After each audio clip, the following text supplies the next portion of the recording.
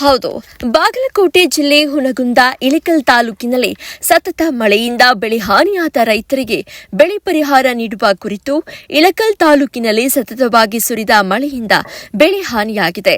ಪೂರ್ವ ಮುಂಗಾರಿನಲ್ಲಿ ಅತಿ ಹೆಚ್ಚಾಗಿ ಮಳೆಗೆ ಬೆಳೆಗಳು ನಾಶವಾಗಿದ್ದವು. ಮತ್ತೆ ಮುಂಗಾರಿನಲ್ಲಿ ಸುರಿದ ಸತತ ಮಳೆಯಿಂದಾಗಿ ಮತ್ತೆ ಬೆಳೆಗಳು ನೀರಿನಿಂದ ಶೇಕಡಾ 60ರಷ್ಟು ಹಾನಿ ಸಂಭವಿಸಿದೆ.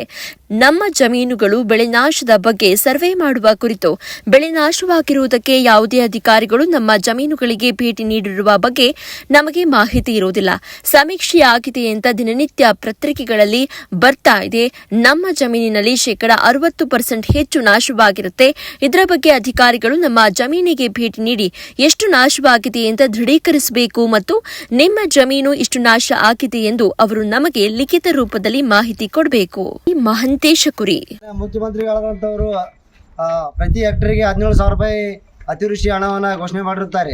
ಆದ್ರೆ ವಿಪರ್ಯಾಸ ಏನಪ್ಪ ಅಂದ್ರೆ ನಮ್ಮ ಇಳಕಲ್ ತಾಲೂಕಿನೊಳಗೆ ಉದಾಹರಣೆಗೆ ಜಂಬಲ್ದಿನಿ ಪಂಚಾಯತಿ ಒಳಗೆ ನೋಟಿಸ್ ಬೋರ್ಡಿಗೆ ಅಂಟಿಸ್ಯಾರ ಅಂತ. ಏನಪ್ಪ ಅಂತಂದ್ರೆ ಕೇವಲ 10 ಗುಂಟೆ 15 ಗುಂಟೆ ಈ ರೀತಿ 6 ಗುಂಟೆ ನಷ್ಟವನ್ನು ಮಾಡಿದ್ದಾರೆ. 1700 1,900 ಈ ರೀತಿ ಹಣ ರೈತರಿಗೆ ಕೊಡ್ತಾರಂತ ಒಬ್ಬ ರೈತರಿಗೆ. ಆದ್ರೆ ಇದು ಎಂಥ ವಿಪರ್ಯಾಸ ನೋಡ್ರಿ.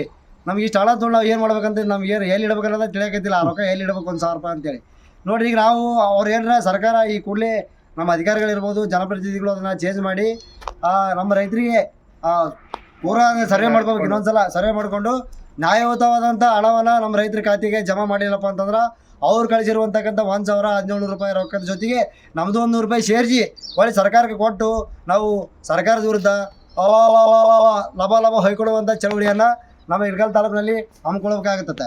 ಅದಕ್ಕೆ ಸರ ತಾವು ದಯವಿಟ್ಟು ಮೇಲಾಧಿಕಾರಿಗಳಿಗೆ ಈ ವಿಷಯನ ಗಮನಕ್ಕೆ ತೊಗೊಂಬಂದು ಶೀಘ್ರವೇ ನಮ್ಮ ರೈತರಿಗೆ ನ್ಯಾಯ ಒದಗಿಸುವಂತಕ್ಕಂಥ ಕೆಲಸ ಮಾಡಿರಿ ಅಂತೇಳಿ ಈ ಮುಖಾಂತರ ವಿನಂತಿ ಮಾಡ್ಕೊಳ್ತೀವಿ.